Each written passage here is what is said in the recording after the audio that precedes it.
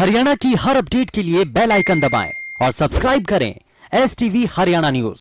हरियाणा के परिवहन मंत्री मूलचंद शर्मा ने कहा है कि कहीं भी रोडवेज बसों की आवश्यकता होगी तो बसें उपलब्ध कराई जाएंगी। इसके साथ ही मूलचंद शर्मा ने यह भी कहा है कि कुमारी शैलजा पर पलटवार किया है और कहा कि कांग्रेस को अपनी सलाह अपनी पार्टी को ही देनी चाहिए, जिससे उनकी पार्टी में सुधार हो सके। कोरोना जैसी महामारी के बीच जहां स्वास्थ्य विभाग हो या स्थानीय निकाय विभाग हो या पुलिस हो, अपने अपने कामों में जुटी है, वहीं रोडवेज महकमा भी अपनी अलग तरह से जिम्मेवारी निभा रहा है। भले ही जो शेल्टर होम्स में फंसे मजदूरों को भेजने की बात हो या फिर हरियाणा के छात्रों को दूसरे राज्यों से लाने की बात हो, इनकी भी भूमिका अहम है।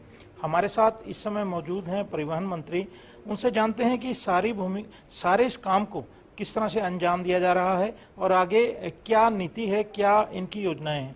मंत्री जी, ये बताएं कि आपके महकमा भी जो है काफ़ी अहम भूमिका इस समय निभा रहा है और जैसा मैंने कहा कि छात्रों की बात हो या फिर मजदूरों की बात हो। नहीं, जो ट्रांसपोर्ट महकमा है, जहां कोरोना जैसी महामारी हो उसके साथ ट्रांसपोर्ट की जरूरत पड़ती है।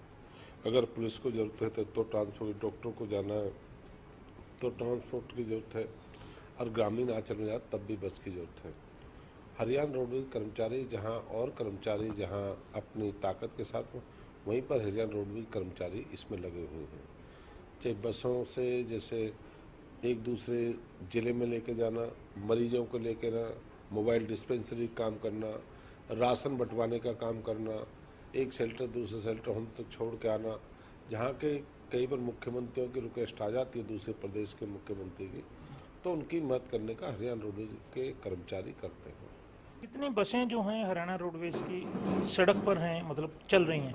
नहीं, हमने चलने की नहीं, हमने हर जिले को, DC को, अपने SP को जितनी डिमांड उन्होंने बसों की करी थी, भाई इतनी बस हमको चाहिए जिले में, उतनी बसें हरियाणा सरकार के आग्रह पर उनको बसें दी थी। भाई जो भी जिले ने डिमांड करी वो ट्रांसपोर्ट। विपक्ष आजकल ये बड़ा मुद्दा उठा रहा है। मुख्यमंत्री ने कहा है कि कर्मचारियों के जो वेतन में कटौती हुई है, DA में कटौती है और LTC में कटौती है, 1 साल की भर्ती उन्होंने ना करने की बात की है। इस सब को लेकर विपक्ष काफी मुखर है और उनका कहना है कि एक व्यापक योजना सरकार को बनानी चाहिए ताकि कर्मचारियों और युवाओं का अहित ना हो। नहीं, मुख्यमंत्री ने जो निर्णय लिया प्रदेश में भी भर्तियों को ना करना, और इस पे जो विकास की बात जो मुख्यमंत्री जी ने कही है, मुख्यमंत्री ने निर्णय अपने प्रदेश के हित में ठीक लिया है। कहीं समस्या पैसे से ही तो काम होंगे, और कांग्रेस के मित्रों पर कोई सुझाव है तो मुख्यमंत्री सुझाव दे। आप एकदम पैसे देने के लिए तो है नहीं, कहीं से रहा नहीं, और देने की बात करते हैं। जब कर्मचारियों को सिलेक्शन पैसे देंगे ना, पैसे देने ना, बिना तनख्वाह के तो कोई कर्मचारी का सिलेक्शन होगा नहीं। उसका तो जिस दिन अपॉइंटमेंट होगा तो पैसे देने हैं। तो मेरा ये कहना है कि कांग्रेस के मित्रों से विनती है, अपने सुझाव को अपने नेहरू परिवार में दें, उनका उद्धार हो जाए। तो हरियाणा प्रदेश में भारतीय जनता पार्टी को सुझाव देने को, अपना सुझाव जो प्रदेश की सरकार है या उनका राष्ट्रीय नेतृत्व कांग्रेस का, उनको सुझाव दें।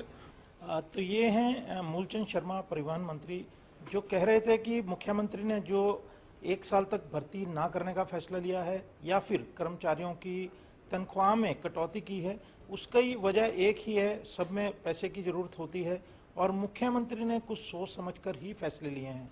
उन्होंने कांग्रेस पर भी आक्रामक जो तेवर अपनाते हुए कहा कि जो कांग्रेस के सुझाव हैं वे अपने राष्ट्रीय नेतृत्व को दें ताकि पार्टी में कुछ सुधार हो।